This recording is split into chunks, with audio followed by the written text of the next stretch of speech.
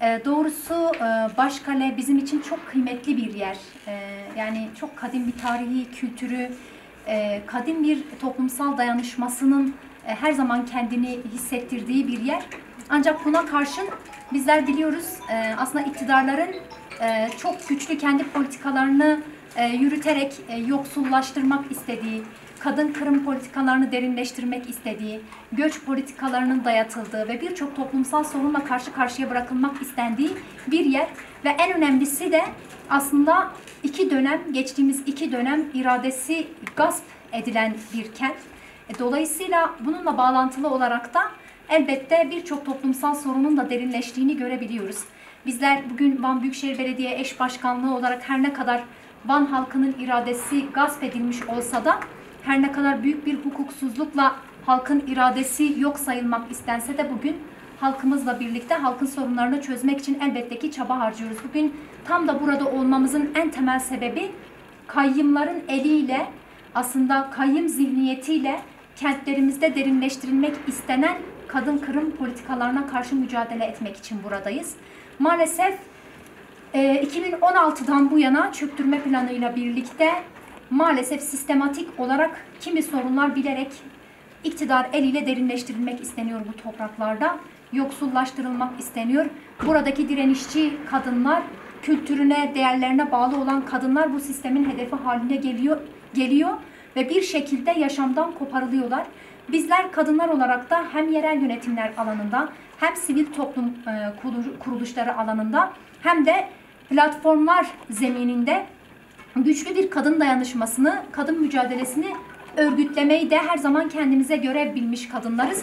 Bir yandan yerel yönetimler alanında kadına yönelik şiddetle mücadele ederken, diğer taraftan kentimizde bulunan sivil toplum kuruluşlarında, platformlarda güçlerimizi birleştirerek güçlü bir kadın mücadelesi örmeyi de elbette ki kendimize görev olarak biliyoruz. Başkale'de maalesef kadın kırım politikalarının giderek derinleştirilmeye çalışıldığı bir yer. Neredeyse bir ay içerisinde 2-3 tane kadının yaşamdan bilinçli bir şekilde koparıldığı, intihara sürüklendiği, işte aslında intihar süsü verildiği ya da farklı politikalarla yaşamdan koparıldığını elbette ki biliyoruz.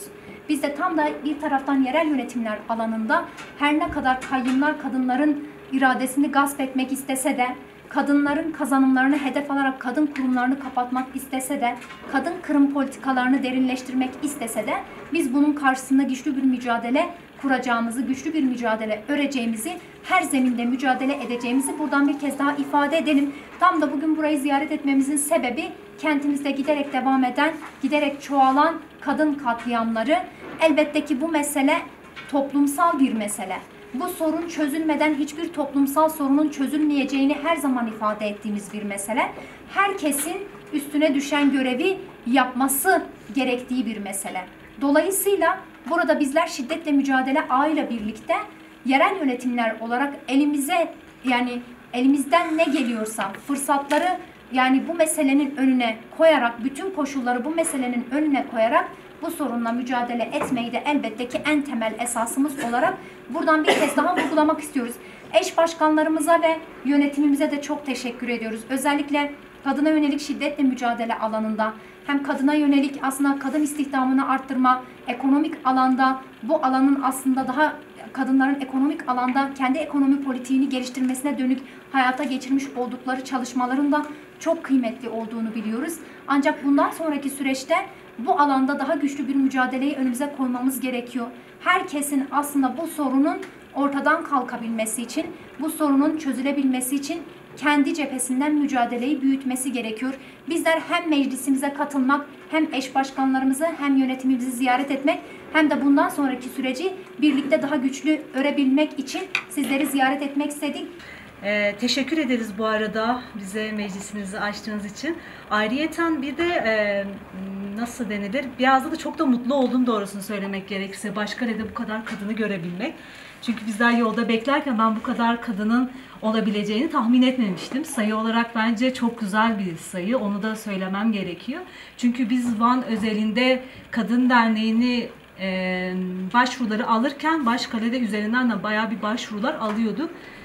Van özeli üzerinden yaptığımız süre zarfıyla beraber bir değerlendirmeye girdiğimiz zaman şiddetle mücadele ağını biz 4 aylık bir süreyle beraber deklare ettik. Neden bir gereksinim duyduğu gereksinimini dile getirirsek maalesef ki Van özelinde de şiddet gitgide tavan yapan bir bölgede. Evet, Türkiye genelinde de kadın politikaları, kadın kırımı söz konusu ama Van özelinde de maalesef ki her hafta bir şüpheli kadın ölümüyle, bir kadın cinayetiyle karşılaşıyoruz. Geçtiğimiz son bir hafta içerisinde de maalesef ki 4 tane şüpheli kadın ölümüyle karşılaştık. 2 tane kadın arkadaş da şu an bir tanesi yoğun bakımlı ve şu an diğeri de servise alındı. Bunları göz önünde bulundurarak bizler şiddetle mücadele ağı olarak, Van Kadın Platformu olarak, yerelde bulunan eş başkanlar ve yerel yönetimler olarak 2 gün önce genel bir toplantı aldık ve şunu açığa çıkardık. Bizlerin acilen var olan 4 pilot bölge belirleyip bu noktalarda saha çalışması yapıp kampanyalar genişletmek ve 25 Kasım'a kadar da bu kampanyalarımızı devam ettirmek. Var olan şiddeti tabii ki de bitiremeyiz ama bunu ne yapabiliriz? Daha en aza indirgeyebiliriz. Var olan kendi kurumlarımızla beraber ortak hareket ederek şiddeti en uz ve minimuma indirebiliriz. Bugünkü yaptığımız ziyaret de açıkçası bunu biraz daha gözler önüne sürdü. Çünkü bizlerinle beraber gitmesiyle beraber kadınların bir güç aldığını da rahatlıkla söyleyebiliriz. Var olduklarını bildiğini, mekanizmaların daha rahatlıkla ilerletebildiğini, çünkü var olan bir mekanizmaların devam ettiğini bilmeleri gerekli.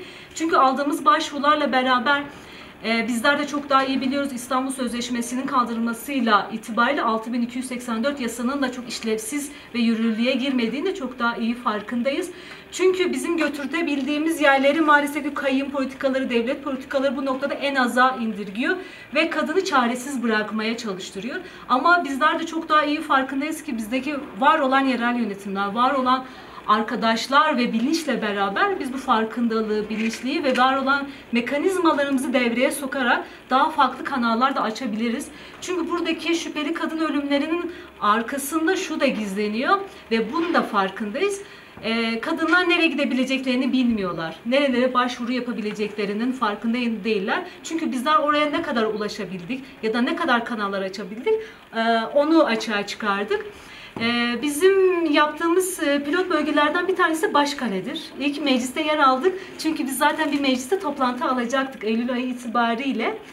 Bunu da deklare edecektik ve bu nezdede Başkale'de çalışan arkadaşlarla beraber bir ön politika geliştirip planlama yapıp sahalara inmeydi.